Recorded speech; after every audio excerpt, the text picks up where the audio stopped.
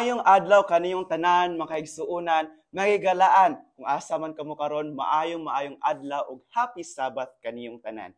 Og karon dako ato pagpasalamat sa Ginoo kay naa na ta sa tong ikatulo nga episode sa tuang Pangutanatay. But before ta magsugod sa tuang episode, ako sang ginahangi ang tanan nga atong idoko atong mga ulo alang sa atong pag-ampo. Let's pray. Our dear weekend Heavenly Father, Lord, thank you for all the blessings that given to us. Thank you for the guidance all throughout the week. Na imo kaming gigiyahan, wala mi nimo gipasagdan. O samtang kami karon magasugod sa moang another episode sa moang Pangutanatay. Ikaw magapanalangin ka namo. Dagay kami kaalam sa pagsabot sa mga questions nga among pagatubagon karon, especially ni Tatay. Imo siyang pagatagaan og kaalam na masabtan o ma-answer niya ang mga questions sa mga estudyante sa mga katawan. Inatugyan na madagan mong tanan ug sa kapasilang sumasala. In Jesus name we pray. Amen. So sa makausap pa, maayong adlaw kaniyong tanan. Dako ang mong pagpasalamat sa inyo sa kanunayong pagsuporta. Kung diin man kamo karon, daghan kayo og salamat sa pagsuporta. Ilabi na sa tawong mga alumni diri sa Lakeview sa kanunayong pagsuporta diri sa Lakeview Adventist Academy ug especially niini nga segment sa Pangutanatay. Og kami nagpanghinaot, kung nagpanghinaot nga kamo, namo karon sa maayong nga kahimtang. Kay karon daghan na pud tag hisgutan nga mga questions nga murag libog-libog pud yun siya libog-libog pud siya i-answer. Og karon ato sang i-recognize ang nadaog sa toang question of the week. So atong i-recognize siya si student siya diri sa Lakeview, si John Ray Gabrielio. Daghan kayong salamat sa imong pag-cooperate kay ikaw gyud ang napilian or nadaog sa toang question of the week. So ingon si Tatay daw, i-claim ang imuhang prize dito sa iyang office. So karon dili na ta maglangay, stay tuned mo mga kanon mga kaigsuonan kay unya after sa tong segment na naputay question of the week. So dili na to pagalangayon, ato na pagasugdan ug atong i-welcome ang atong one and only tatay, Tatay Emerson Genesis Buhia, aka Tatay Jebjeb. Hi Tay. Happy Sabbath. Nakinalimutan. Nakinalimutan mo ni sa. Naaba mo'y pangutana may tungod sa Biblia. Yes, naaba mo'y kalibog sa inyong kinabuhi. Ipadala ang inyong pangutana diri sa Pangutanatay. Ikaw ginakinamdam ato Yes, tay ba? ako ginakadon ba? Ikaw ginakalimot. Nakalimot ko ato tay ba? Pero maayo na kung nagi mo'y pangutana, ipadala gyud na ninyo diri sa tuang Pangutanatay. Yes, and we would like to encourage, by the way, ang ato ang mga viewers online o ang kanang nagtan-aw lang sa atong replay, you may send your questions if there are probably things that medyo libog or lisod sa inyo sabton sa Biblia, or you really probably need something that to understand about life. Padala inyo mga pangutana sa Pangutanatay. Maybe it in English, maybe in Kwan, you just put it in the comment section. And our media team will be the one to look at it, and we will be lining your questions para sa atong mga following pang mga episodes. So, stay tuned kay daghan pa ta mga episodes so kam. Yes, ug hangtod sa hangtod dalan siya tay. Yes. Pero kung sa what if tay ilang pangutana kay mga Latin nga to alam ko. It's okay. If it's on a different language, we'll find ways na ma-translate nato. Yes, kay wala ba ta kabalo tay nga basin dahil sa lain nasod. Yes, if there are viewers all over the world who's looking at this video, if this episodes finds it sounds helpful to you, then we encourage you to send your questions. Yes. Ayaw mo ko hesitate og dala sa yung pangutana diri sa Pangutanatay. Yes. But before ta magsugod tay, mangumusta sa ko sa mo kumusta man katay? Yes, the week is very hectic. Just yesterday we received a donation coming from Sir Nilo Bagao. So wow. Sir Nilo, if you're looking at this, thank you so much. Gitagaan ta niya og grass cutter ace nga 4-stroke. So naa dito sa kuan karon, motor pool grass cutter nga dako isa nga tanan. So mahinlo na gid atong grounds. Yes, so makita gyud nato tayo no ang pagpanalangin sa Ginoo sa tuwa sa school kay daghan yung mga. Yes, and currently right now ongoing right now. This week clearing na ta sa likod kay the new dormitory is going to be constructed the very soonest. Yes. So this week is very busy gyud. Yes.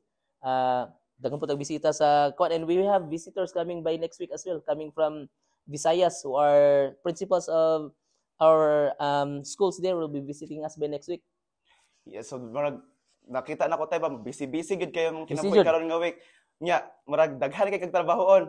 It's okay. As long as we could really help people, we could help students. So, let's do it. Yes, so unsa man ato na pagasugdan ang ato Yes. first question kay Let's murag ang mga katawhan nato na curious to sila sa atong question karon nga day. And now, let's start with our first question. Unsa man atong first question atong tan-awon? Tay, katulog ang pag-crucify ni Jesus Christ, asa lugar si Joseph? Bitaw tay. Asa pa bitaw jud si Joseph atong pag-crucified ni Jesus? Murag makapangutana pud bitaw ta nga asa siya ato nga time? Okay. Actually, I was also asking this question before. Is kay nahibulong pa ko, lugar si Joseph. And why is it that sa panahon nga gikulata si Jesus, gibiay-biay siya, anong walay nilaban sa iya ha? What happened to his father? Where was he? That time nga iyang anak gibinuangan. So, actually, when you look at the history first, naunsa nga pagkahitabo nag-abot si Joseph ug si Mary. Now there's this we call it theological assumption. We cannot find a exact text for this one, but it's a theological assumption that Joseph was actually married already. Na siya anak daan, and we can actually support it with the verse and a text that si Mary was a young lady. And Mary is already pregnant before sila na minyo ni Joseph. Actually, there was a text. I just forgot. Wala na ko na research. But a text that Joseph was actually hesitant to marry Mary. Oh, inyuan niya si Mary. It's because Mary is already pregnant. And it's not one sa ilang nga panahon sa una. But then, Joseph was told by the angel God, you need to, imo ginaminyuan si Mary because what na siya, ang iyang giburos is actually from heaven. It's not, wala siya naburos in the earthly manner. Oh, naburos siya sa pagtuga sa balang espiritu. Now, therefore, medyo may edad na si Joseph. Medyo may edad na siya, bata pa si Mary, and then here comes that, of course, Jesus was around 30 years old. So most probably, sa panahon nga namatay si Jesus, Joseph is actually most likely dead na, nipahulay na siya. To support that text, you can go to the book of John, chapter 19, verse 25 to 27. Ato ni siyang basahon. Pero nagaingon rin. Now, there stood by the cross of Jesus his mother, so na dito si Mary, and his mother's sister. Naapo daw dito ang igsoon sa iyang mama. And Mary, daghana ani nga Mary. Actually, daghang kay Mary at that time because Mary is a very common name before is. So Mary the wife of Mary the wife of Cleopas and Mary Magdalene. So tulo ka Maria na din eh. Verse 26. When Jesus therefore saw his mother and the disciples standing by whom he loved, he said unto his mother, Woman, behold thy son. So kinsa maning ginatawag og love ni Jesus nga disciple? John the Beloved. Oh, yes. Right? So, niingon daw kuno si Jesus kang John, kasi ang mama, Woman, behold thy son. Behold. So, ang but pasabot ng behold, aniya ang imong anak.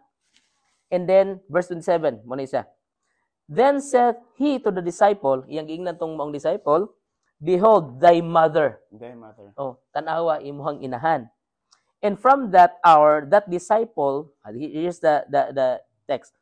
From that hour, that disciple, katong iyang gingnan, took her unto his own home. Subot pasabot, gi-intrigar ni Jesus si Mary sa katong disciple. Subot pasabot, taas ang, di mo gisa taas ang possibility. Taas gyud ang percentage nga Joseph is already dead that time. Tungod kay gi-intrigar naman ni Jesus si Mary sa iyang disciple. Wala naman siyang papa. Kaya kung na pa yung papa, mingon kita siya, Father, behold my mother. Then, Mother, behold kanang my father. So, di-intrigar niya. But then, wala naman siya intrigaran. So, dito gid sa iyang disciple. So, to answer the question, aha na si Joseph that time? Probably he's dead. Pahulay na siya. So, mao gito lang, grabe, ato pag-intrigar sa Ginoo, si Joseph? Yes. Si Joseph, Ani oo. mo gud sa una nga time is ang mga babae luoy kay sila kung wala na sila husband. Mm. Kay dili ba sila makapanarbaho sa like how men work. Oh, yes. Pwede Right, man. makapanarbaho sa legislative, pwede makatrabaho as leader, wala man sila ng opportunity. So wala sila husband, lisod ka isa ilaha mo survive. Yes. So that's the reason why gi-endorse, endorsement, Endorsement. gi-endorse ni Jesus si Mary sa iyang disciple para maalagaan si Mary. Inig ka pahawala, kamatay ni Jesus. Yes. So, in short, wala na gyud si Joseph. Yeah, Joseph was Oh. already Passed ipahawala away, na, passed away. Yeah. So, tay, nako yung mga nakahuna-huna pag follow-up question ba? Mm. Karon siguro, unsa siguro angay buhaton sa mga tao before sila mamatay? Unsa man ang pamamilit? Panamilit. Yeah, panamilit. Panamilit. So, may angay nila buhaton before sila mamatay? Actually, I worked in the hospital for quite a while before I became a teacher. Daghang mga views ang makita dito, daghang mga instances that kining unsa ni before mo pahuli ang tao manawag siya. Ito tay. Manawag siya mga kuan makaigsuonan, mga auntie ana. Kabalo ka is ngano na because people are actually a relationship type of creation. Gidisenyo kita sa Ginoo for relationship. Yes. Subot pasabot kaning tao before ni siya mamatay mangita gini siya og relasyon. Katong relasyon niya nga nawala ba ka or na-shatter ba ka, gusto na nila mauli. And that's the reason why kanang mga panahon na is mangita sa auntie, mangita ba ka sa actually nagay cases di ako makuan nga kuan is nga siyempre na separate na for how many years. Yes. Mangita pa siyang original nga asawa, mangita siyang original nga bana. It's because they want to somehow settle the relationship. Pero tayo napakoy ka nang murag nisingkit lang pod sa kuna-una ba. Murag nabagya poy power ang sa lain nga espiritu sa yawa nga mo dive ana nga nga situation kay sa ako kung lula tay kay sa una namatay siya iyan nanawag na din siya sa iyang mga lulo sa tuhunan lulo na mahulay na siya dito sa kanang may likod sa balay nagkuan siya dito nagampo-ampo siya dito mga kuan sa talaga kanang nanawag na din siya murag bitaglain ang pananaw sa iya murag unsa man na tay murag apil ba na siya sa kanang kuan. No, actually when a person is nearing death, we have these chemical imbalances ato ang brain. Okay. So when there's a chemical imbalance sa brain, there are drastic things that a human being could do. As a matter of fact, kanang gitawag like NDE or near death experiences. Makita lang mag-ana-ana do kuno ang kamot, murag na do kuno iginahag. It's because when the chemical is already imbalanced in your head, you may be hallucinating. Of course, the hallucination is a byproduct of your experiences. So, tingali kung naa ba kay tao gimingawan for how many years, ano mo nakita, mingawan na ka gusto na nimo ihag. So, to answer your question nga, kung may dapat buhaton sa tao before siya mamatay, let's settle relationship. Yes. Kay kabalo ka is when the hardest part to cure relationship. Isod yung kay na i-cure kung na-shatter na siya. Samot na kung how many years na siya, wala siya na-reconnect. Yes. So, we don't know when we will pass away. That's the reason why, as much as possible, every day, our relationships are settled and intact all the time. Yes. Samot na, and most especially, our relationship to the Lord. Yes, so dapat, atong yung relationship karon sa Ginoo, intact lagi dapat. Ato na yung itarungon ang ato ang kaugalingon o atong relationship sa Ginoo, diba? Yes. So, now, natubag na ang atong first question. Yes. Si Joseph, wala na si Joseph sa pag-crucified sa Ginoo, and then, kailangan yun na to intact ang ato ang kaugalingon, or i-ready na itong kaugalingon, kaya wala man takabalo kung kanus ata mamatay. So, kailangan yun, ato yung i-ready itong kaugalingon. Yes. And next time, karon proceed ta sa tong next question. Okay. Question number 2. Kani kay murag chada-chada po ni siya question atong tan-awon. Tay, sa paglimod ni Peter kan Jesus, iya ba ni curse si Jesus? Bitaw tay, unsa may gi-curse ba gyud ni Peter si Jesus atong pagkahuman nagkuan sa kuan pag-crucified? This is a very good question actually. What was going on with Peter on that time? Unsa may gibuhat ni Peter?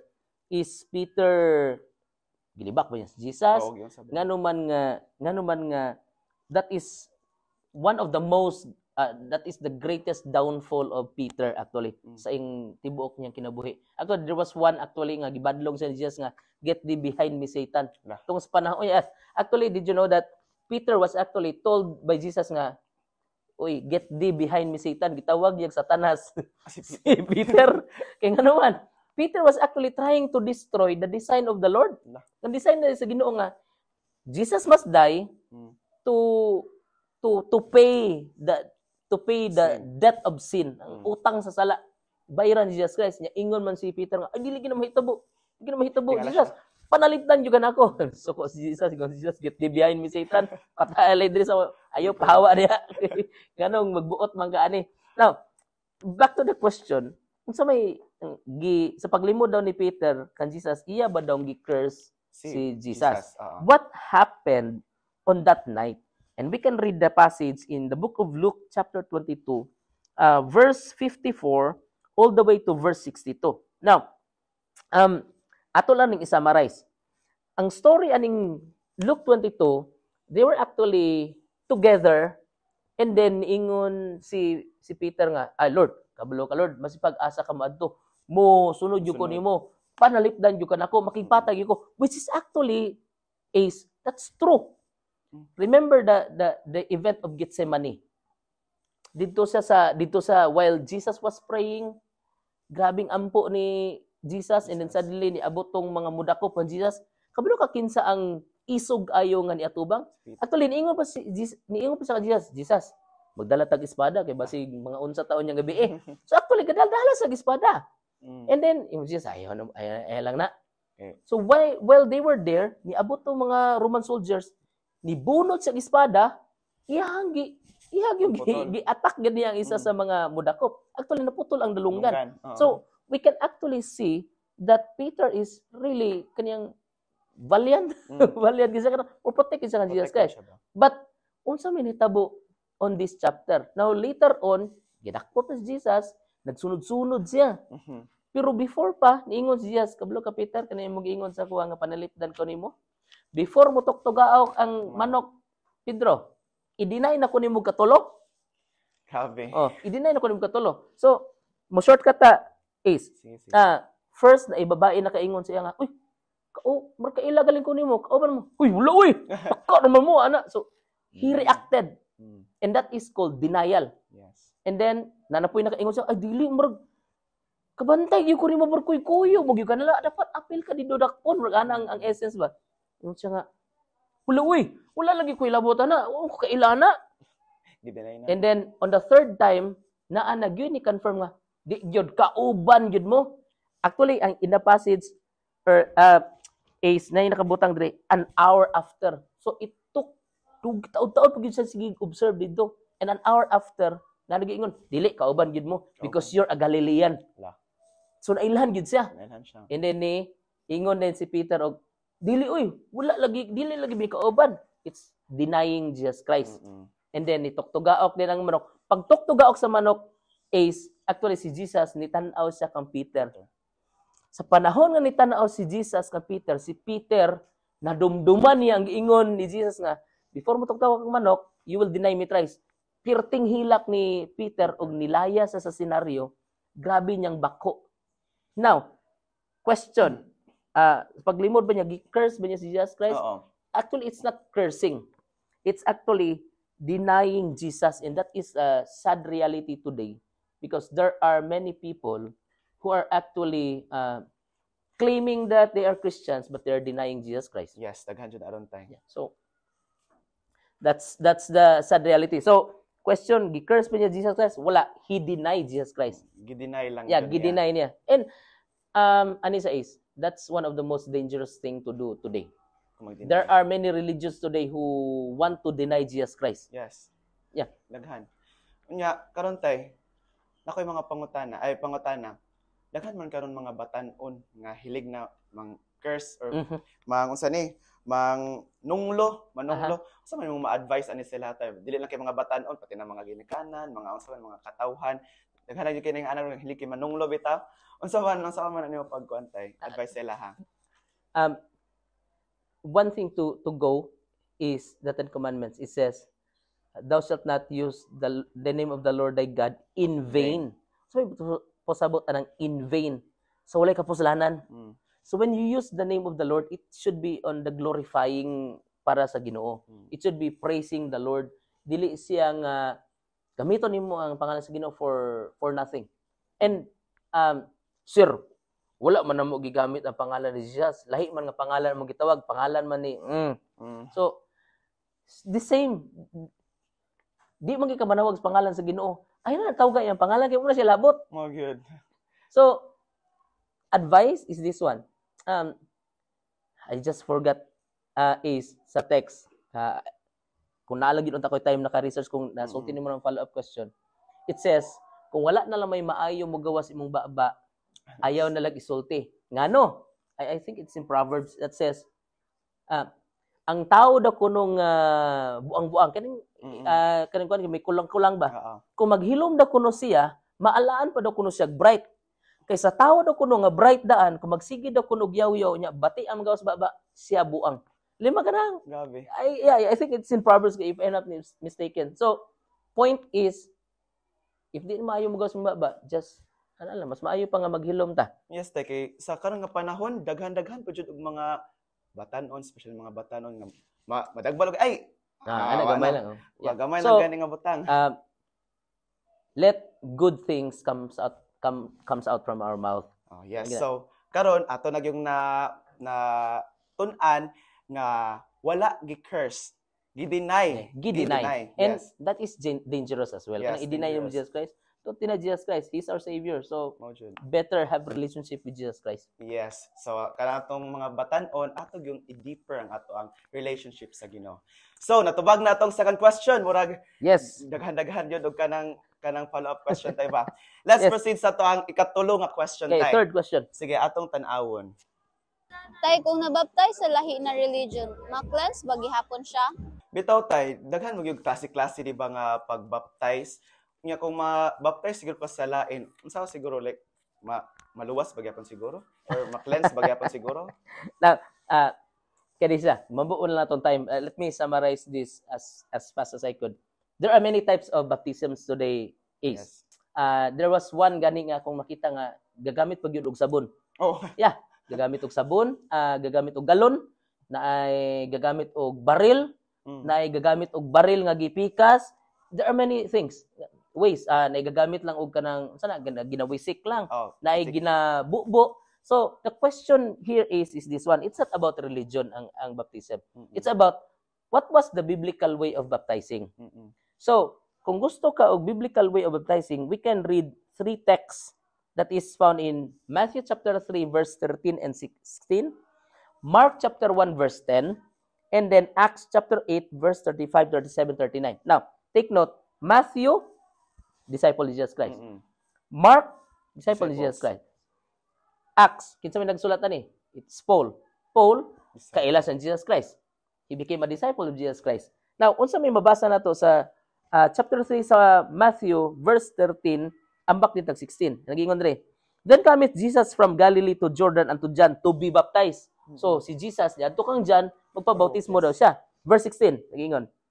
And Jesus, when he was baptized, went up straightly out of the water. So, moingon kag nigawas sa tubig, meaning, gikan kasi alalom sa tubig. Right?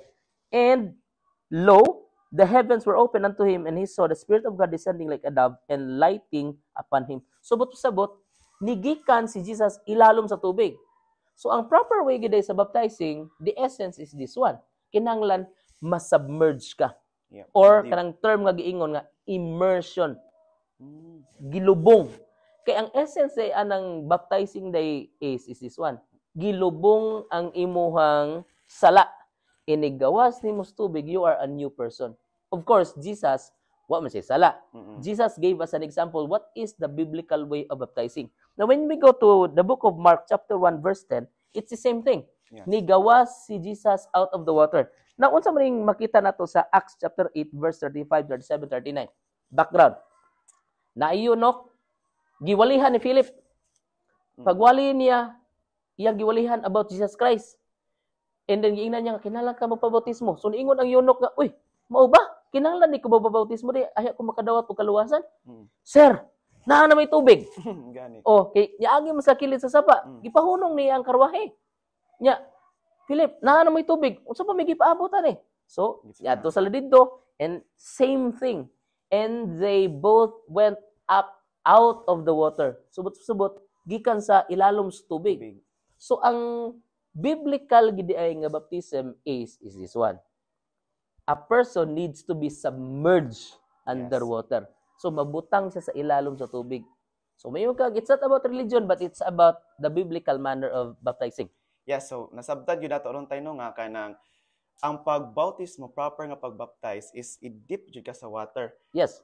Pero tay, nakoy pangutana, gabay lang na siya nga pangutana. What if bata pa lang ka, di ba kay naman yung uban bata pa lang ka bautismohan na ka. Aha. O nya, nabautismohan ka ana, pagka next na pod, pagka dako-dako nimo nabautismohan na pod ka, pagka kuha na pod nabautismo, daghan kay bautismo sa si pamaagi ana tay. So itinuod gyud ana, magluwas gyud sila gyud ana, magdaghan. The essence is this one is kinahanglan mabaptize yun ka sa biblical manner. Biblical manner. So kung namin basina kanik this is actually controversial, mingon na, uy, mali di akong baptism, mali na.